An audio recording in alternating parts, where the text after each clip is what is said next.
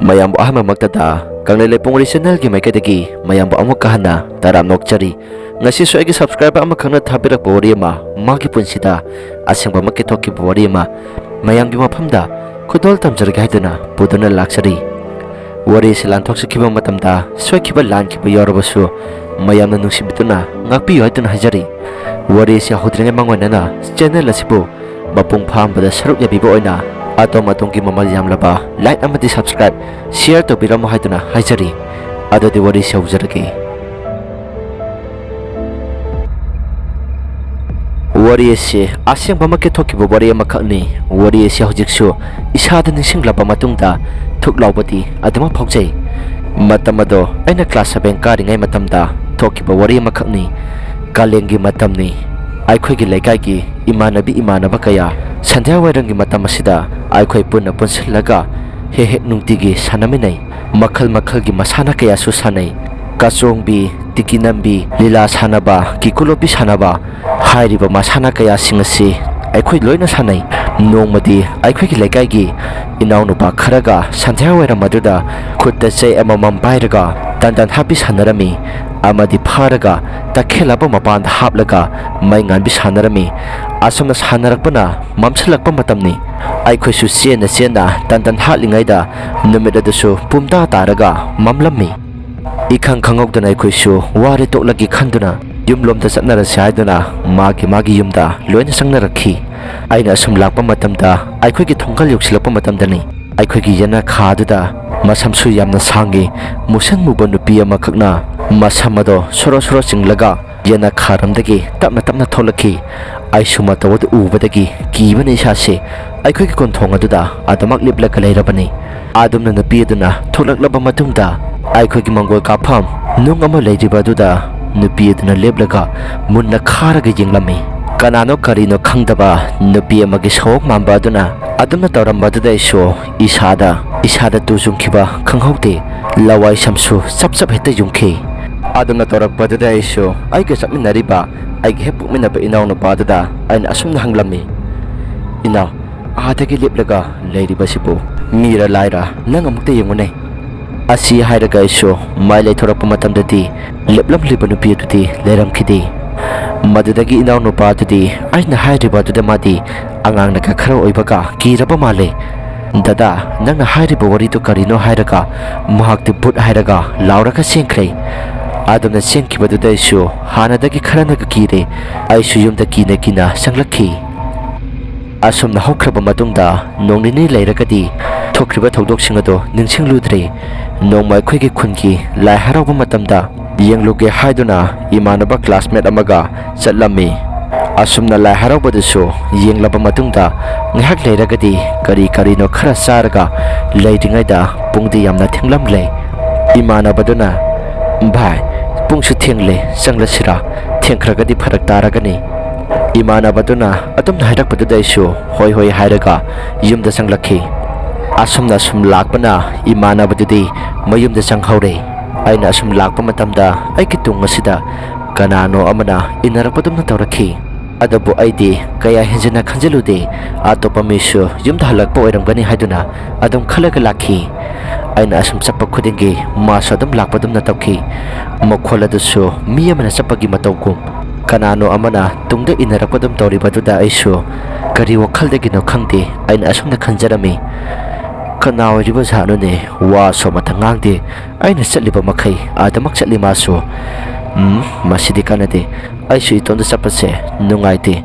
ꯀꯅꯥꯅꯣ ꯋꯥꯔꯤ ꯁꯥꯟꯅꯔꯒ ꯆꯠꯀꯦ, ꯃꯁꯤꯅꯁꯨ ꯈꯔ ꯐꯔꯒꯅꯤꯗ. ꯑꯁꯤ ꯈꯜꯂꯒ ꯑꯩꯁꯨ ꯃꯅꯤꯡꯂꯣꯝꯗ ꯌꯦꯡꯊꯣꯛꯂꯨꯕ ꯃꯇꯝꯗꯗꯤ ꯀꯅꯥꯁꯨ ꯂꯩꯔꯝꯗꯦ. ꯃꯗꯨꯗꯒꯤ ꯑꯩꯁꯨ ꯏꯁꯥꯁꯦ ꯁ꯭ꯋꯥꯏ ꯂꯥꯎꯕ ꯑꯃ ꯐꯥꯎꯈꯤ. ꯑꯩꯁꯨ ꯑꯁꯨꯝ ꯀꯤꯕꯅ ꯋꯥꯈꯜꯗꯁꯨ ꯖꯥꯠ ꯈꯜꯂꯛꯈꯤ. ꯃꯃꯥꯡꯗ ꯑꯩꯈꯣꯏꯒꯤ ꯁꯨꯃꯥꯡꯗ ꯊꯣꯛꯈ꯭ꯔꯤꯕ ꯊꯧꯗꯣꯛ ꯑꯗꯨꯁꯨ ꯅꯤꯡꯁꯤꯡꯂꯛꯈꯤ. ꯑꯗꯨꯝꯅ ꯈꯜꯂꯛꯄꯗꯒꯤ ꯑꯩꯁꯨ ꯋꯥꯈꯜꯗ ꯑꯁꯨꯝꯅ ꯈꯟꯖꯔꯛꯈꯤ. ꯃꯁꯤꯗꯤ ꯑꯁꯨꯝ ꯄꯟꯊꯔꯒ ꯂꯩꯔꯕꯗꯤ ꯑꯩ ꯑꯐꯕ ꯑꯣꯏꯔꯛꯂꯔꯣꯏ. ꯌꯨꯝꯁꯨ ꯌꯧꯒꯗꯧꯔꯦ. ꯑꯩ ꯈꯔ ꯊꯨꯅ ꯆꯠꯍꯧꯔꯒꯦ. ꯑꯁꯤ ꯈꯜꯂꯒ ꯑꯩꯁꯨ ꯃꯥꯏ ꯂꯩꯊꯣꯛꯂꯛꯇꯨꯅ ꯈꯣꯡꯀꯥꯞ ꯑꯃꯅꯤ ꯊꯥꯡꯕ ꯍꯧꯋꯤ. ꯑꯗꯨꯝꯅ ꯈꯣꯡꯀꯥꯞ ꯑꯃꯅꯤ ꯊꯥꯡꯕ ꯍꯧꯔꯛꯄꯗꯨꯗ ꯑꯩꯒꯤ ꯃꯃꯥꯡꯗ ꯈꯔ ꯂꯥꯞꯇꯛꯅ ꯃꯤ ꯑꯃ ꯆꯠꯄ ꯎꯔꯝꯃꯤ. ꯃꯗꯨꯗꯒꯤ ꯑꯩꯅ ꯑꯃꯨꯛ ꯃꯥꯡꯗ ꯃꯤ ꯑꯃꯗꯤ ꯂꯩꯕ ꯑꯣꯏꯔꯦ. ꯃꯥꯒꯤ ꯇꯨꯡ ꯏꯟꯅꯔꯒ ꯑꯩꯁꯨ ꯆꯠꯂꯒꯦꯗ.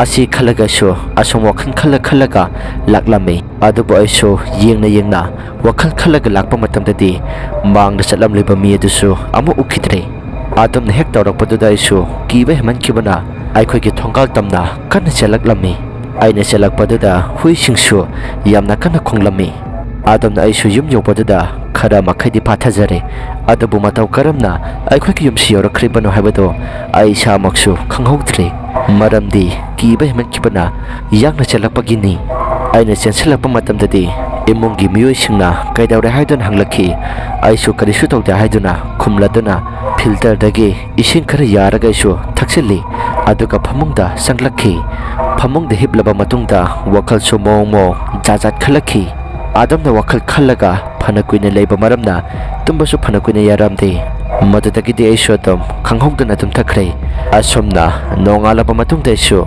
yumgi midadi ngarang makhun hanglakba singado amata hairamdre thengna hanjalakpagi aingonda thengnaba oiramgani haiduna ngaglakani khanbadagi asigi matungdagi di aisu haksang ase khara nungaitaba horakhi haksang nungaitrabanina aisu aina aigi imada thokriba thodoksin wari pomna maksingado loina hairami madudagi imana aingonda yamna thina nganglakhi hai nahana haibi yadra nang hauji waida nasa nungaitra kansida aikhoida ka hairakpa saradana thengnaraklabadi asengbada kok haiba yadra haibanida imana asomna hairakpadagi aisu karemtadi khumlamde madudagi imana maibi amagi manakta puraga maibi aduda yenghali maibi adunasu aibu yenglaba matungda asomna hairakhe ibema nasa nupa asidi lai yamna oknarene masigi sumataida mana oknaribase sampu bisu yawi asi hairaga lai khuram thokhi haibo adamna lai khuram thokrabasu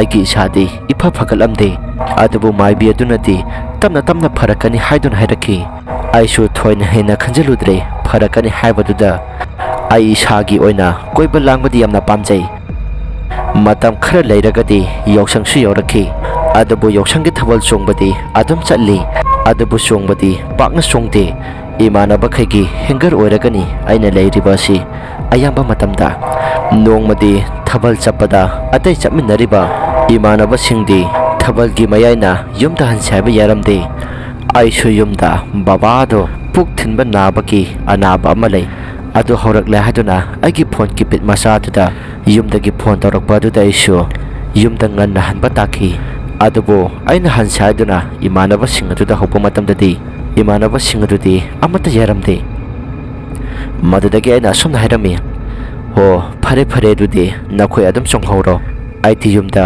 aikhoi babado mabuktu thimba ma horakle haduna phone torakle asese nakhoi ki phuri singase lahoro ai chatlagi asi hairam laga isu yumda ithanta lakpa takhi aina asum lakpa matamda ikhang khangodana aigi mai asida nuksit asaba ma yesilakhi adamna yesilakpaduda isu samna sabhe yungi adamna tawrakpaduda isu isase karinoma itok tokpre siraga si sangaka sang haiduna adamak lakpa horakhi adamna lakpaduda ahambadati aigi imang asida angauba migi saban mamba ama khara thaplapna nakanda urami adu urakpadagi aisu kiba mohorakhi aduga aigi wakhaldasu asomna khanjarami masidi kanade aina asom ke sillabadi ayoina sontharakani masidi isai hongna sakki asi hairaga aisu isai hongna lauraga saklaga sensa chatlami adamna aina sensa chatlaga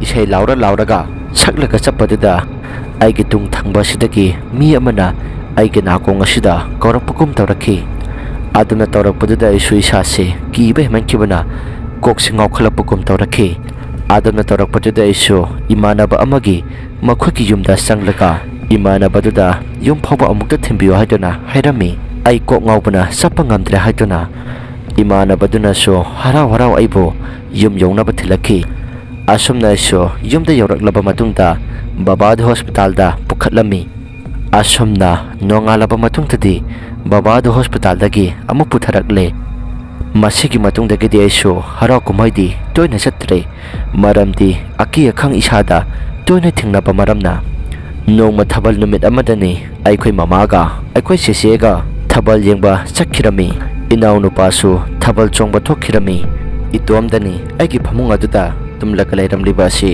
babasu naraga magi phamungda adumak lay tumtharaga aina adamna tumlaga leiringa tanjaduda makeup tholakpadadi kanasu leiramdre thabal jengba loina saknarami aisu thoklaroi adum tumlaga leiragi khalingaida aigi phamungi nakalda kanano amana leptuna leirami leiramliba dusu nupini aina thengnakiba sampubidu oiraba mali pakhatpani sasu humang sopa asumasum helaklammi aina phi adu singkhalaga phi manungda ai leirami adubu phi dusu amomok maningda singbugum torakhi adamna torakpaduda isu isase kiba asumasum hengalaklammi aduga tokphamsu khanglamde adamna singlaklamba dusu ngahak leiragadi tokre nupi dusu urakhidre adubu aikhoi yumki thongado amomoksu tok tok launa thinbagi mokhol ama torakhi thong hanglapagi mokholda aisu yumki mi laknabra khanduna asum leirami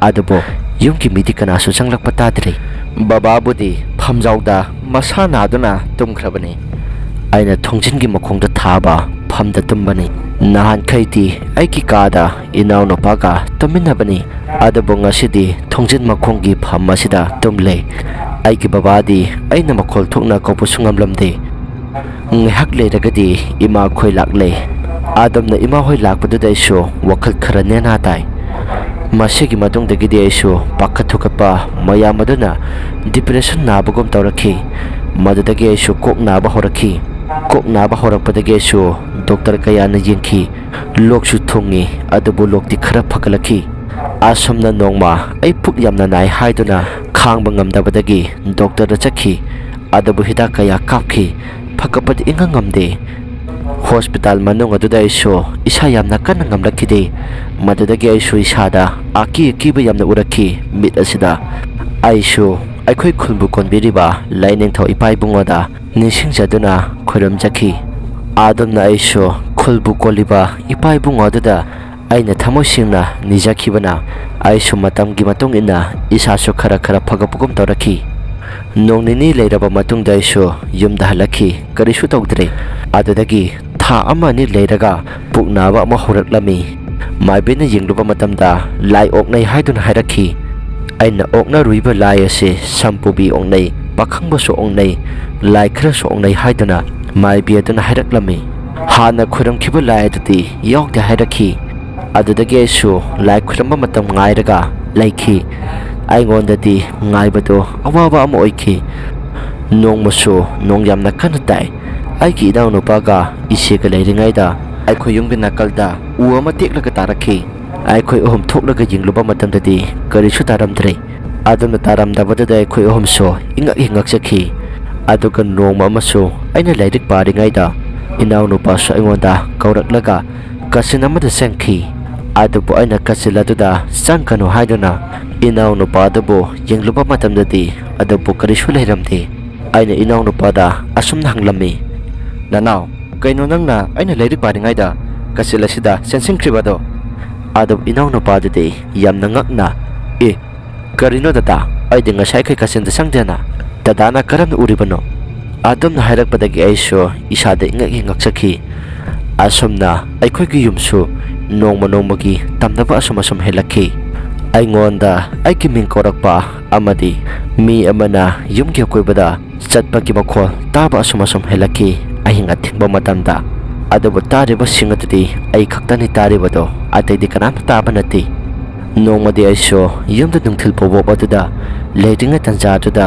yum asigi manung asida kanano ama leibagom tawrakhi asigumba thawdok kaya asi aina imaga babagada tapki adudagi babaga imagana lai khuramnaba numit hairakhi asumna lai khuramlabasu aikhodi yepadi adamak leikhi adubu khuramba yaba khuramlaga tapna adam pharakhi hana tawramba tamnaba kaya adusu pharaklami isada jantra kaya amsu siramkhi masigi matungdagidi kaisu thoitokpadi tawrakhidre marakta isoleba mafam ase samil khara pibadi haujisu adumak tawri isada sagonai haiduna laisang amasu sare haujikti karintadi thoitokpa tawraktre adabu amama thengtadi paknati chatre wari ase matang swaidulu sinjare karigumba wari ase adom nungai biba taragadi like amadi subscribe share to bira mo haiduna haijari ꯑꯗꯨꯒ ꯑꯗꯣꯝꯒꯤ ꯏꯁꯥꯗ ꯑꯁꯦꯡꯕ ꯇꯣꯛꯄ ꯋꯥꯔꯤꯒꯨꯝꯕ ꯂꯩꯕꯤꯔꯒꯗꯤ ꯑꯩꯈꯣꯏꯅ ꯄꯤꯊꯣꯛꯆꯔꯤꯕ WhatsApp number ꯑꯁꯤꯗ